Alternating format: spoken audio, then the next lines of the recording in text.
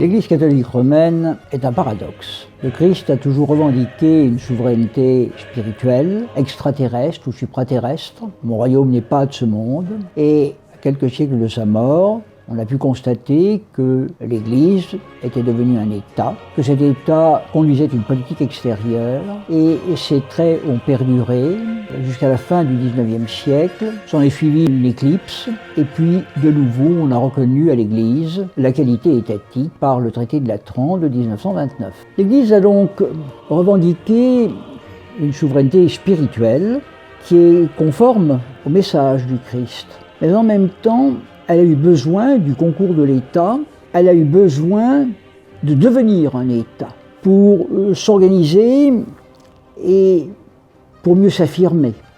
La mission, dans les temps difficiles de l'Antiquité tardive et du Moyen-Âge, a pu s'accomplir parce que la société ecclésiale prenait appui sur un État temporel.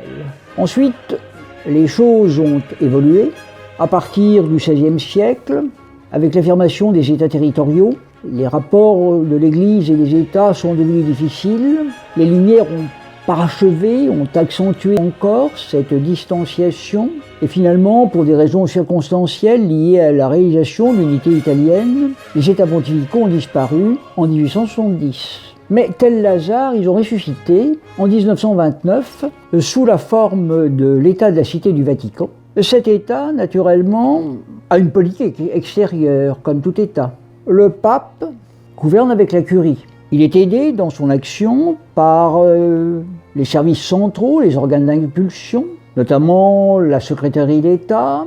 Il est également aidé par les services diplomatiques, les ambassadeurs du Saint-Siège, les nonces, dont la tradition est très ancienne et remonte sous un nom différent, aux apocrisiaires de l'époque byzantine. Et l'Église également a une activité conventionnelle. Elle conclut des traités comme les États, notamment les concordats qui permettent de déterminer les conditions d'exercice de liberté religieuse dans les États avec lesquels la papauté a des relations diplomatiques. Elle est associée à des décisions de haute politique. Elle intervient dans des missions de bons offices, de médiation.